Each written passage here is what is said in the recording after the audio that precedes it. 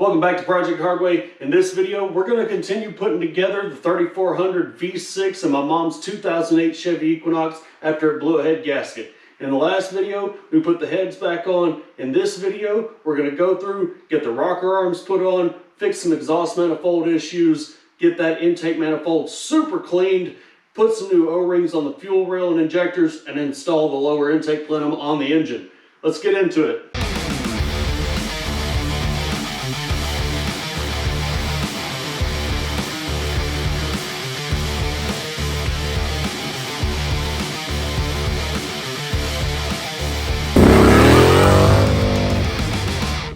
So now that the cylinder heads are back on the engine, ready to go, we're ready to put the exhaust back onto the cylinder heads before we start putting the upper part of the engine back together.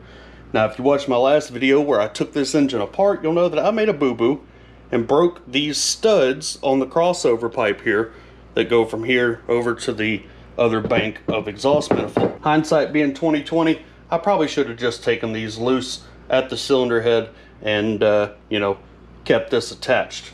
Luckily, General Motors made a provision of these somewhere along the line where they've got a bolt or a nut. They, if they're broke, you can get them out without having to drill it out. Thank God.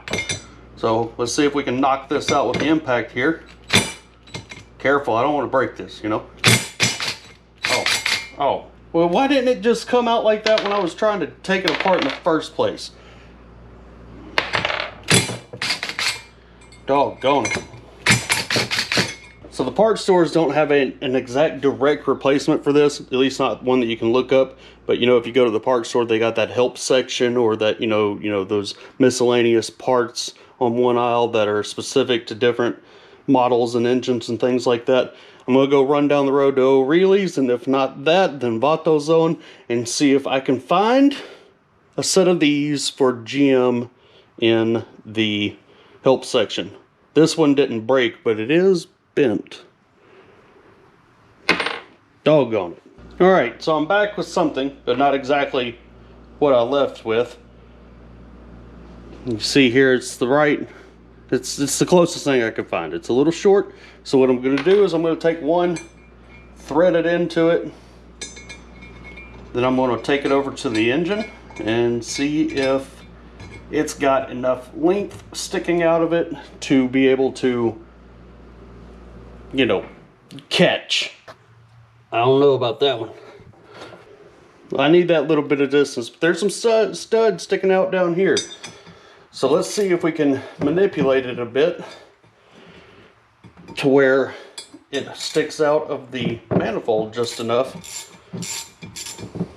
that it gets what we need. Ooh, you know what? I now have an idea. So this package came with 6 of these nuts.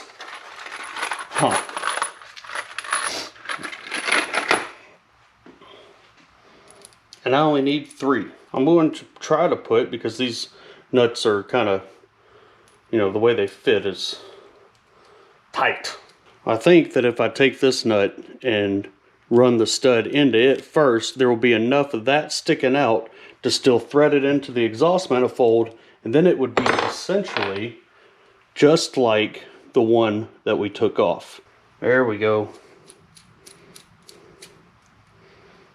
Nice little, see, I think I've made something here. Man alive, I think we're cooking with gas now. Would you look at that? Would you just look at it? Golly, we are in business. And that is why I keep a bunch of extra hardware. All right, let's cook. Here's our dang old exhaust manifold gaskets. Go slip those on there. Try to get one of these exhaust studs hand threaded back in there to hold everything in place, and then we'll get going on it. All right, slip that into place. It kind of holds itself there, kind of not. Bolt through. Get in there, you. I just need a thread. Can I borrow a feeling? Doggone it. Where's the dog? See, this is why I didn't want to do this. That's why I took it off like this, because you can't see nothing. There we go. I think I found it. Hold that. Come on. Oh, that one wasn't actually in then, or was it? Doggone it. Need like a phone book or something to stand on. Holy cow. Go in your hole. It's there, it just doesn't want to catch. I hate these things.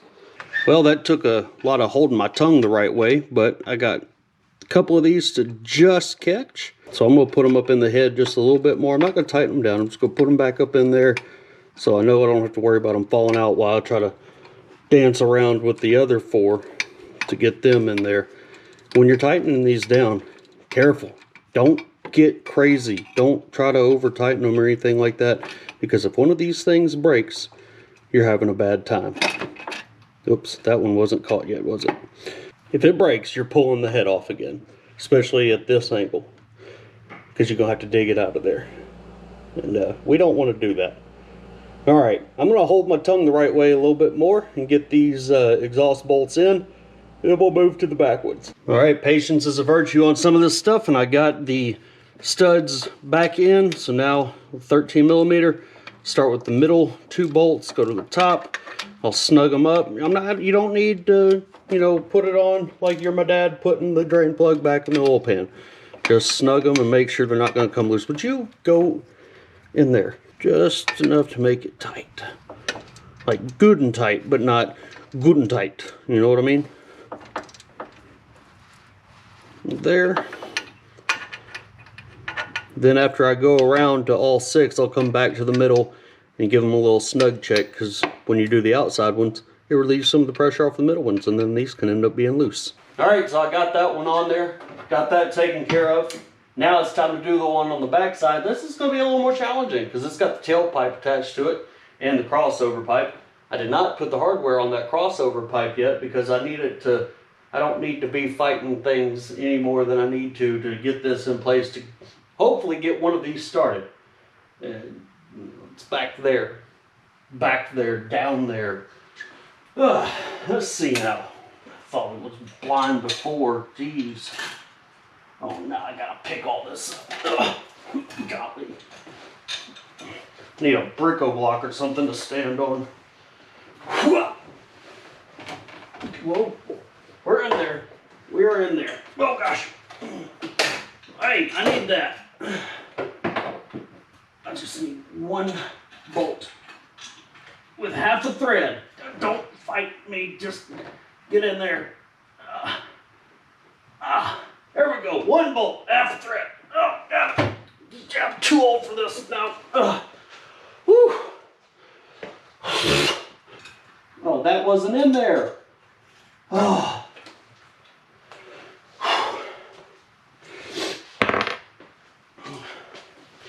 One of you is gonna comply.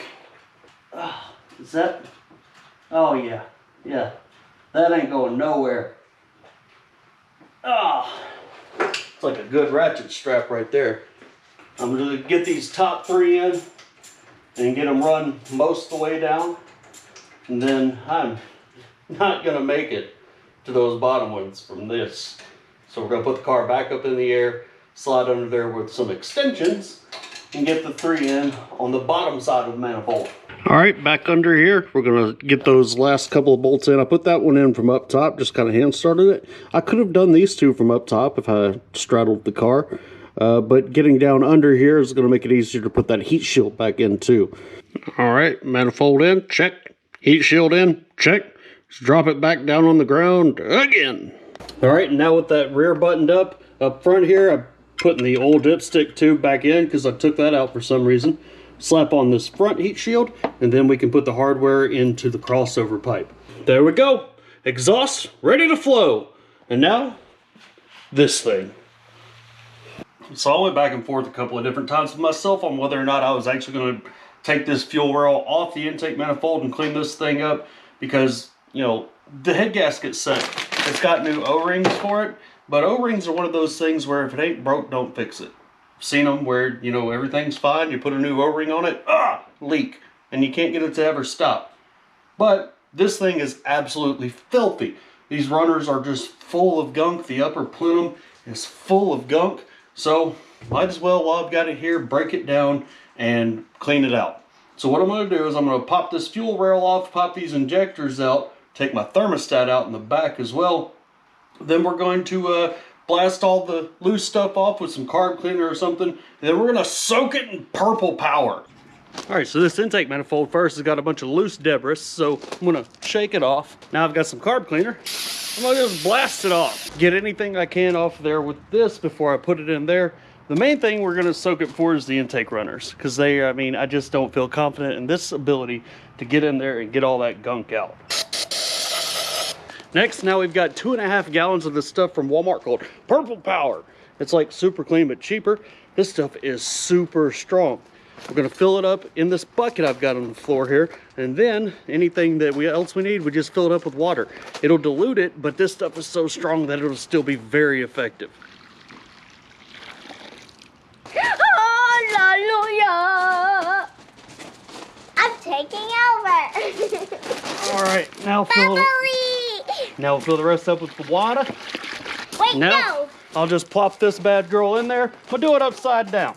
Now that that's sitting there soaking, I'm gonna let it eat for a little bit. I'll come out here with, like, I don't know, a dryer vent brush and run it down the intake runners there to scrub them out real good. Then we'll clean it off again with the carb cleaner, swap it out for the upper plenum, do the same thing. So while that intake manifold's soaking and cleaning, we can take this time to plug up any harnesses that are ready to go back here on the back before everything gets covered up. And then we can start putting the rockers in, so we've got the valve train ready to plop the intake back on. So in my previous video, when I took this engine apart, I referenced laying things out in the orientation that you remove them. Why? Because parts aren't always the exact same, especially in a push rod engine like this one. In our case, we've got 2 different length push rods for the intake and exhaust valves. So to make sure I get those in the right place and don't, you know, have a major issue when we go to fire up the engine, I've got all that stuff laid out. We're going to go through one at a time and put these back in place. So with these engines, you want to go ahead and get your intake manifold gaskets in place, because some of the push rods go across the top of the gasket, and it's kind of, you know, you got to have that there. Otherwise, you put these in, then you go to put your intake manifold gasket on. Guess what? You can't put it on, so you got to cut it up into pieces, and then it doesn't go on and doesn't seal right. All right, so I've got my push rod here. I wiped it down real good, made sure it was clean, blew through the little hole to make sure it wasn't clogged up. So we've got that in place. Now I'm going to set that in there. Set the old rocker arm down. These are nice the way they've got these little keepers and the way they line up. Nice little roller bearing set up on them. That's cool. No rocker tip, but it is, you know, 180 horse, one of these. So much like our head bolts, these rocker arms are a torque then turn type of application. Essentially, you're going to set it to 14 foot-pounds eventually. There we go. That's 14 foot-pounds. And then you've got to turn it another 30 degrees, which in this case, you'll want something called a torque angle gauge, unless you can see angles. 90 degrees is, you know, it's this. 45 degrees is half of that. And then that 45 can be broken into thirds. So you want 2/3 of that 45. Boom, rocker arm, torque to spec. Now I'll go through and hit all the others, and we'll have the valve train installed, hopefully without hanging a valve open. And there we go, valve train ready to go. Well, this is never going to be the same. Just go ahead and buy your wife a new one of these before she even notices. Yeah.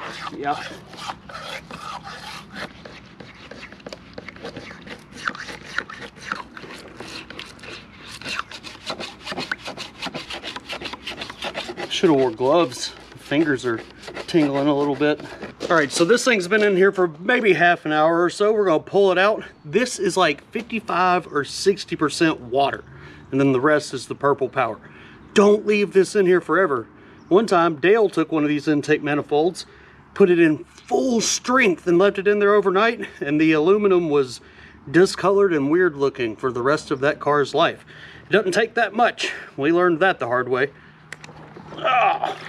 But here we go. And my goodness, this thing, it's just, what a difference. Holy cow. I'm gonna go blast this thing off with an air hose now, or no. We'll blast it off with the water hose to get all this off, because I don't want it to dry on there and have that residue on there. Then hit it with the air chuck, and then we'll get to the upper plenum. Now for this upper intake plenum, I'm gonna do the same thing. but I'm also going to make sure I take off this throttle body, this sensor here and that sensor there, and this piece of plastic, because you don't want any of that stuff soaking in that junk. Well, since we've got the fuel rail and injectors out of the lower intake plenum, we'll go ahead and pop these little clips off that hold the injectors onto the rails. I have no idea where that went. Remember that when I take the other ones off. Wiggle these out of here. Well, camera died because of GoPro. You got that out of there. The O-ring for the fuel rail stayed stuck in there, dug it out with a pick. Picked off the one that goes inside the intake manifold. Dirt and debris get caught up in here over time, so we're going to pull that one off. We're going to clean up this surface real good so it's nice and clean before I pop the new O-rings on there. That little content bag inside the head gasket set came with many things. Grommets for the valve covers. I think this is for the exhaust somewhere, won't be using that. New O-ring for the throttle body. Don't know what that is, sure. New thermostat.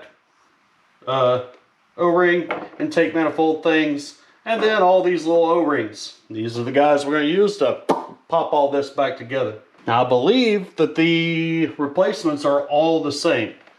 The ones that come out of the engine, the one on the fuel rail side were blue, the one on the manifold side were black, but dimensionally I believe they are the same. So there's that. Careful now. Gonna pop these new O-rings on without tearing them up. Slide that over it. There we have O-rings on the injectors. Those are probably gonna leak.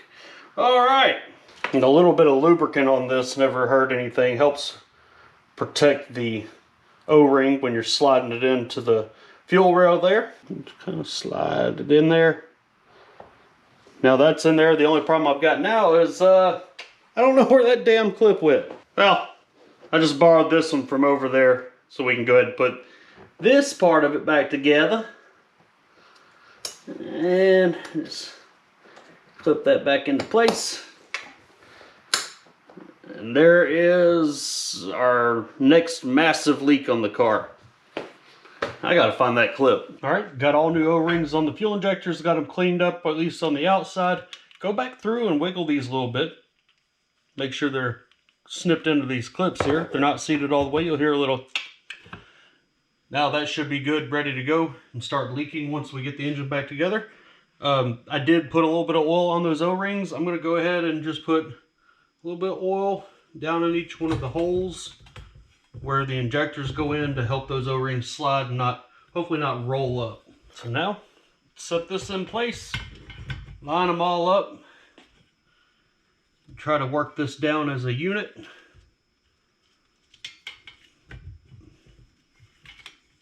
Being careful. Yeah. Oh yeah, they're just popping right in. There we go. There we go. There we go. Injectors in place. I'll run this hardware down, put my thermostat back in with the new seal, put the thermostat neck on it. Then this intake manifold is ready to put back on the engine.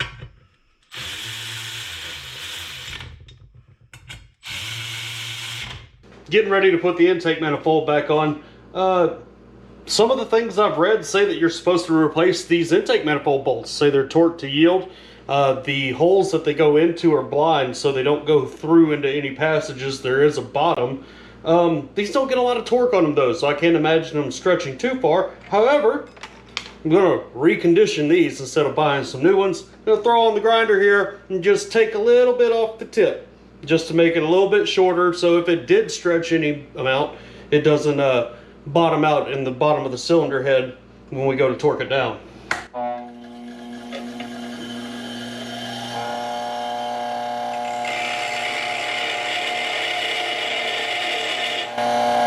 Hit it head on, and I'll take it at an angle, clean up the edges. Now that bolt is just a little bit shorter just in case, and I am completely confident in reusing it. Do that to the others. Now we're getting ready to drop that intake manifold back onto the engine. We've already got the intake gaskets in place. Just double check, make sure those are lined up correctly. They've got some dowels that push into the heads. Everything's good there. We've also got these gaskets that go on top of the china wall here, the valley wall. I'm gonna put those on, but before I do, I'm just gonna put a little touch of some gray silicone, the best silicone, in each of the corners, just to seal it up where everything comes together. Then we just set those in place. I got a couple of holes with some nubs that stick up, push down in there, holds it in place where it ought to be. Make them squish a little bit down into that silicone, and then I'll put a little bit, just another little dot on top again. Looks good, looks good, looks good, looks good. All right, let's plop that manifold on. Watch yourself doing this. You know, I got the wiring harness and everything hanging off there. Don't want to get any of that stuff trapped. If we can set this straight down without shifting anything around, that's going to be the best way to do it. And we just go straight down, I hope. Look good? I don't know, me either. So I'm not going to shift it around to get it right down where it ought to be. I'm going to just kind of pick it up. Oh, got a rubber hose here. That doesn't help anything, does it? And holes are lined up. We're ready to sink it down on there. Now I'll just run those down till they stop. I'm not trying to apply torque. I'm just trying to get them down there.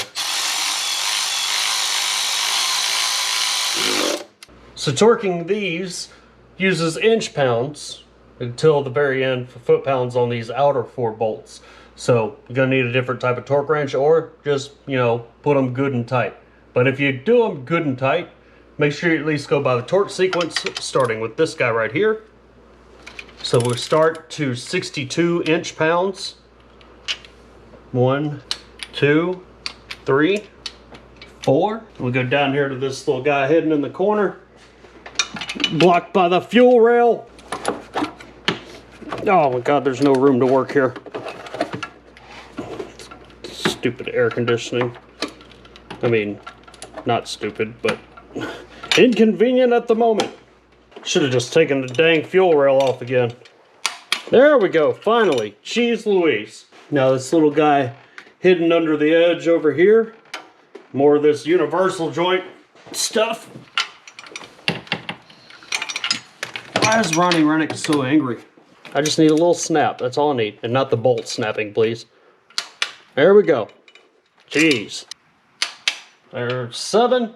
And then this back boy right here. Still using my wobble for some reason. Don't feel like changing sockets again.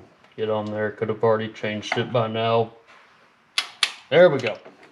Next step is to go back through that sequence again and put these inner guys up to 115 foot-pounds, and then the outside 4 will go up to 18 foot-pounds. So 115 inch pounds, yeah, 115 inch pounds, 18 foot-pounds.